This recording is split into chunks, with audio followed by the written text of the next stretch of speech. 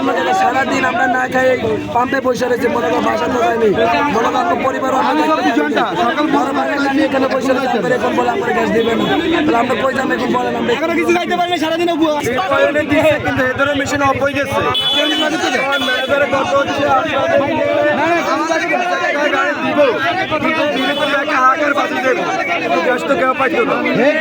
লক্ষ্মীপুরে গ্যাস সংকটের প্রতিবাদে ঘণ্টাব্যাপী সড়ক অবরোধ করেছে সিএনজি চালিত অটোরিকশা চালকরা। এতে লক্ষ্মীপুর ঢাকা মহাসড়কে কয়েক কিলোমিটার এলাকায় যানজটের সৃষ্টি হয় এবং চরম দুর্ভোগে পড়ে সাধারণ যাত্রীরা।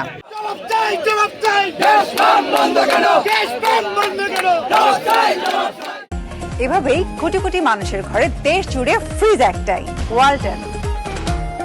রোববার রাত 10টা থেকে সোয়া 11টা পর্যন্ত জেলা শহরের ইসলাম মার্কেট এলাকায় গ্রিন লাইফ ফিলিং স্টেশনের সামনে এই অবরোধ চলে।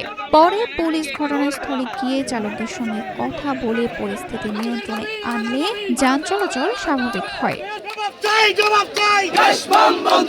বিক্ষোভকারী চালকদের অভিযোগ, দীর্ঘদিন ধরে গ্যাস সংকটের কারণে জেলায় একমাত্র সিএনজি ফিলিং স্টেশন কার্যত বন্ধ। বাধ্য হয়ে দূর এলাকা থেকে গ্যাস সংগ্রহ করতে হচ্ছে, এতে সময় ও অতিরিক্ত খরচ বাড়ছে। আয় কমে যাওয়ায় পরিবার নিয়ে মানবতার জীবন যাপন করতে হচ্ছে বলে দাবি তাদের।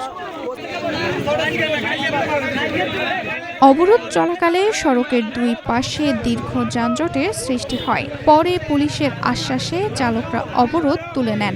লক্ষ্মীপুর ট্রাফিক পুলিশের পরিদর্শক কামরুল হাসান বলেন, গ্যাস না পাওয়ায় চালকরা বিক্ষোভ করেছিলেন। তাদের বুঝিয়ে বলা হয়েছে এটি শুধু স্থানীয় নয়, সারা দেশেই গ্যাসের সংকট রয়েছে। এরপর তারা সড়ক ছেড়ে দিলে যান চলাচল স্বাভাবিক হয়। তানজিদা রহমান, ইনায়া, বাংলাদেশ প্রতিদিন।